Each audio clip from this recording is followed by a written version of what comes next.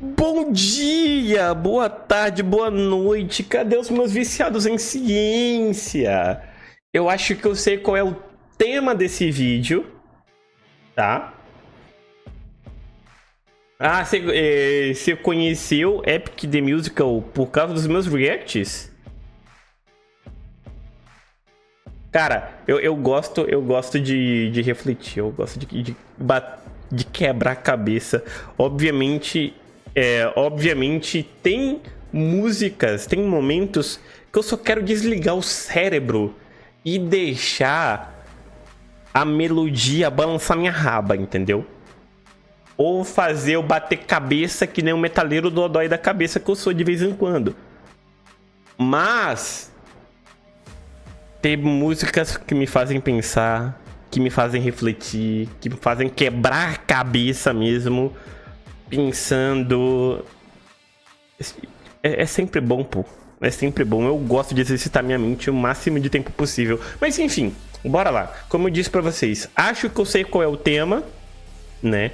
Mas eu não sei tantos detalhes assim. Então vamos lá.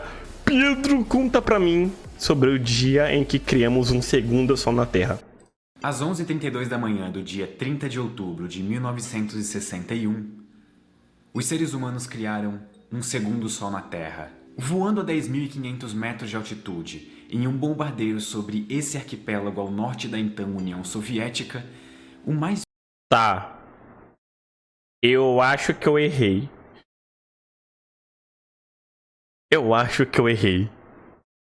potente dispositivo bélico da história da humanidade foi testado.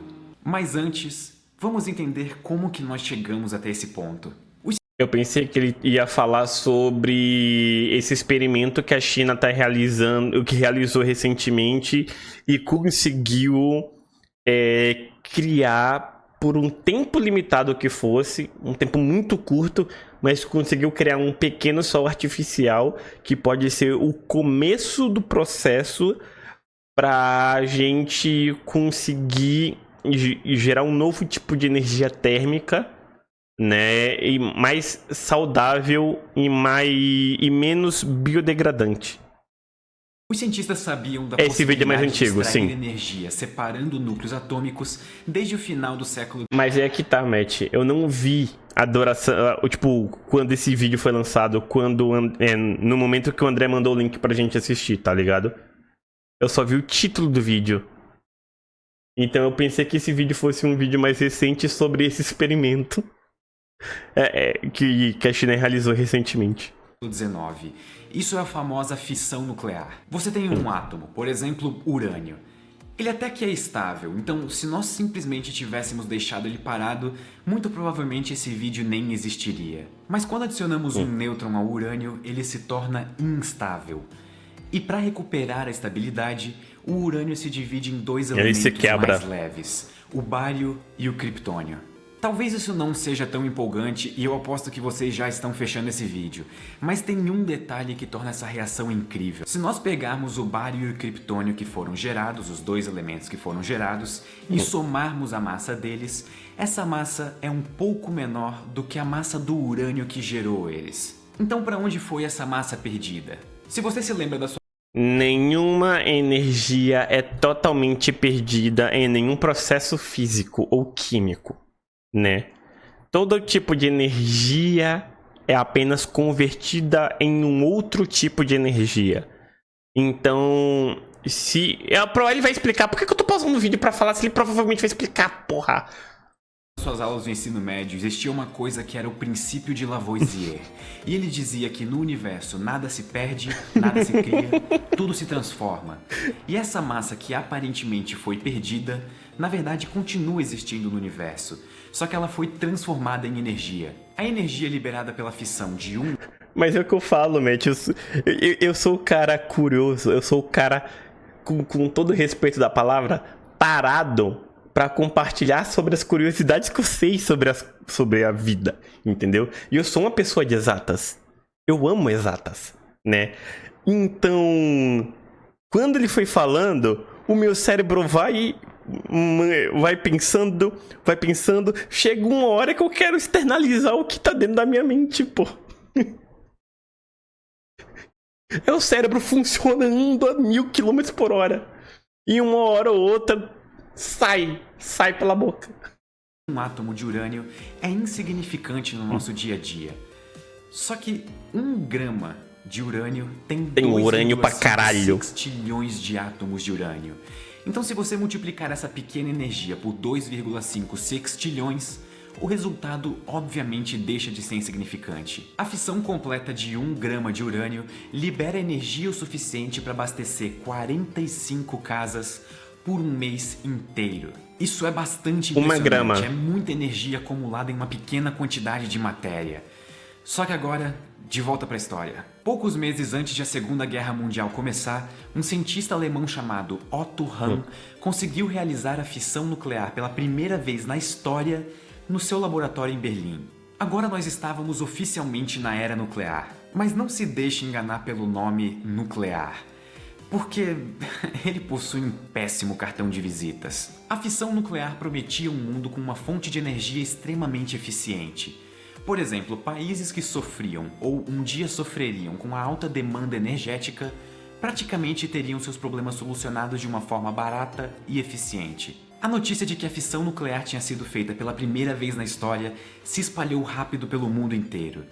Só que a alegria durou pouco, porque em 1939 a Alemanha invadiu a Polônia. Agora o mundo estava em guerra e o contexto era diferente. Como guerras influenciam diretamente na pesquisa e produção científica, o que antes era a promessa de uma energia extremamente eficiente, agora era a promessa de armas poderosas. Só que a Alemanha estava na frente dessa corrida. Então, em 1939, uma carta escrita pelo físico húngaro Leo Szilard e assinada por nada mais nada menos do que Albert Einstein alertou o então presidente americano Franklin Roosevelt de que a Alemanha talvez pudesse construir bombas atômicas. Então, talvez fosse uma boa ideia o governo americano começar o seu próprio programa nuclear. Spoiler: a Alemanha não fez uma bomba. E pouquíssimo tempo depois, em 1942, o projeto Manhattan foi criado para desenvolver bombas atômicas para os Estados Unidos. Apenas 3 anos depois, em 1940. Curiosidade, tá, gente? Esse é o motivo pelo qual o Dr. Manhattan se chama Dr. Manhattan, certo? Porque a ideia, já que ele ganhou os poderes baseados num experimento com um experimento nuclear também, né? Aí o autor dos quadrinhos de Watchmen pensou, já o grande projeto, o grande primeiro projeto dos Estados Unidos com relação à energia nuclear se chamava Projeto Manhattan. Aí ficou Dr. Manhattan. Desenvolver bombas atômicas para os Estados Unidos. Apenas 3 anos depois, em 1945, a primeira bomba nuclear da história da humanidade, fruto do Projeto Manhattan, foi testada. Hiroshima e Nagasaki. 21 dias depois do primeiro teste da história da humanidade, a cidade de Hiroshima, no Japão, foi bombardeada. 6 de junho, Logo né? em seguida, 3 dias depois, foi a vez da cidade de Eu Nagasaki. acho que foi 9 de junho. E apenas 3 dias depois da bomba de Nagasaki, o Japão se rendeu oficialmente, encerrando os 6 anos da Segunda Guerra Mundial. O vídeo poderia ter acabado aqui, mas infelizmente ele não acaba. Com o fim da Segunda Guerra Mundial sendo decretado por 2 armas com um poder de destruição nunca vistos antes na história da humanidade, sabem quem não ficou muito contente? A então União das Repúblicas Socialistas Soviéticas. 2 anos depois do fim da Segunda Guerra Mundial, agora o mundo experienciava uma nova fase de atritos. A Guerra Fria. A Guerra Fria foi de longe o período em que estivemos mais próximos do fim da civilização. Artefatos atômicos eram testados incessantemente apenas para demonstrar poder. Só em 1962, 178 testes nucleares foram feitos. 96 pelos Estados Unidos e 79 pela União Soviética. E se somarmos todo o período da história desde Hiroshima, mais de 2.000 testes nucleares foram feitos até hoje. Ah, e se você acha que as bombas nucleares de fissão como a de Hiroshima e Nagasaki foram as mais potentes bombas já feitas na história, então você claramente subestimou os seres humanos. Obviamente.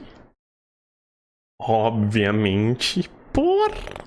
Bombas como a de Hiroshima e Nagasaki são bombas de fissão nuclear, que é aquele processo que eu expliquei no começo do vídeo. Só que existe uma categoria de bombas que é ainda mais insana: as bombas termonucleares. Você provavelmente já ouviu falar nos termos bomba de hidrogênio ou bomba H. Ambas são bombas termonucleares. Isso significa que elas utilizam fusão nuclear. Na fissão, você pega um átomo e transforma ele em partes de menor massa. E uma parte dessa massa é transformada em energia. Na fusão, você pega dois átomos leves, como por exemplo o hidrogênio, e junta eles, formando um novo átomo, de massa menor do que a massa original. O resto dessa massa é transformada em energia. Muita energia. O problema da fusão é que ela não é fácil de ser feita.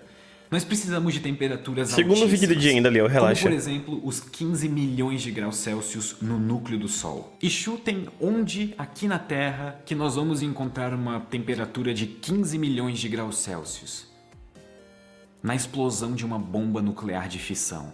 De maneira simplificada, uma bomba de fusão nuclear funciona assim. Um primeiro estágio, que é uma bomba de fissão, assim como as de Hiroshima e Nagasaki, explode. E isso gera temperaturas altíssimas, da ordem de 100 milhões de graus Celsius. Isso é mais do que 6 vezes a temperatura no núcleo do Sol. Então, um segundo estágio, que contém o hidrogênio que vai servir como combustível para a fusão, aquece com essa bizarra temperatura. E, de fato, a fusão começa a acontecer. Bom descanso. E esse é um processo que leva uma pequeníssima fração de segundo. O resultado é uma bomba de hidrogênio. Ela é tão bizarra e colossal que só para ela ter chance de funcionar você precisa de uma explosão nuclear. E é aqui que nós voltamos ao começo do vídeo.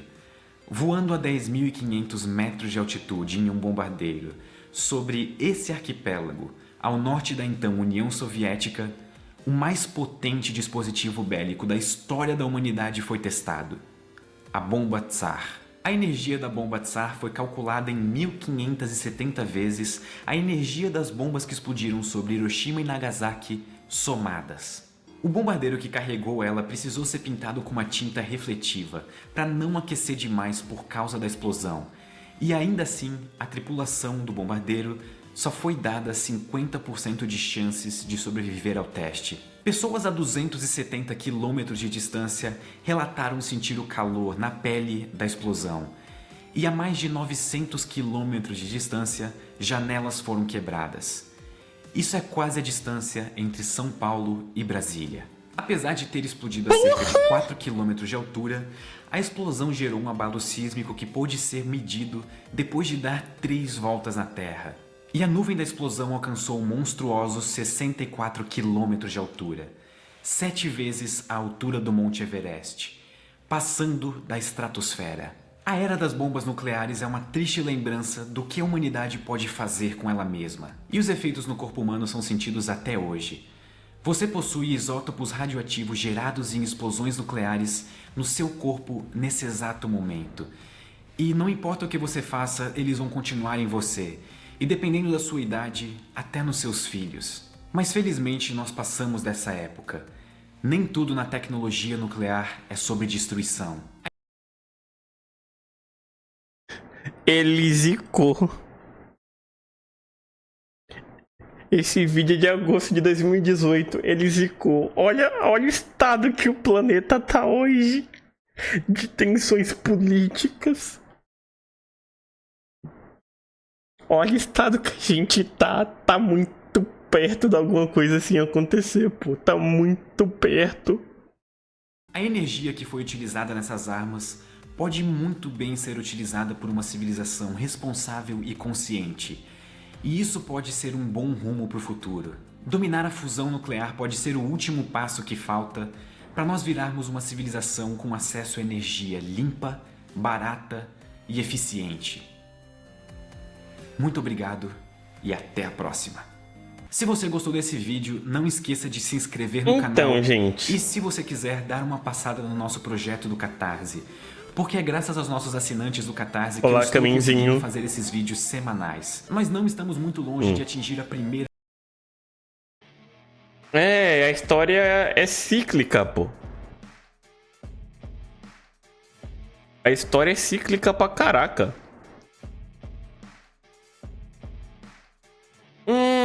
Tá tão perto, a galera não tem noção do quão perto está de bombas nucleares voltarem a ser utilizadas, pô. Tá mais perto do que muita gente imagina. Ai, Moreno, você tá falando isso só porque você odeia o Trump. Não é só o Trump que tá perdendo a cabeça por conta de tensão política, não, tá?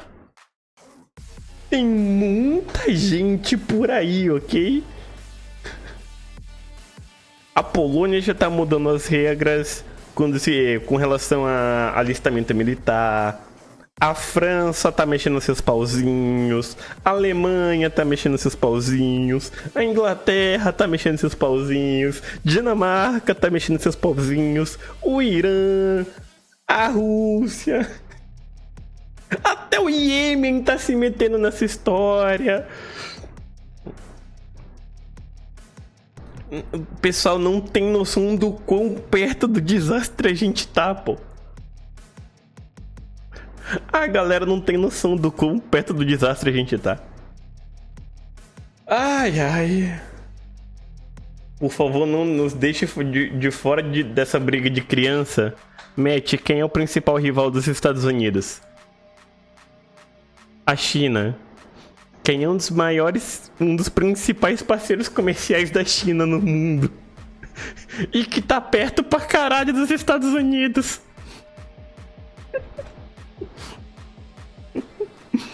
Então, a gente não tá tão longe, não. A gente não tá tão longe, não, tá? O negócio, o que resta pra gente é torcer pros ânimos se acalmarem. Porque do jeito que as coisas estão aí, ó. Se duvidar, não vai ter nem Copa do Mundo ano que vem, tá? Enfim. Desculpa falar verdades. Mas é porque, como eu falo pra vocês, eu sou um obcecado por geopolítica desde que eu fiz 15 anos de idade, tá? Eu tô com 31. Então, eu tenho um pouquinho de noção do nível de tensão política que tá rolando no mundo agora, tá? Foi mal. Até a próxima e eu fui. Tchau, tchau.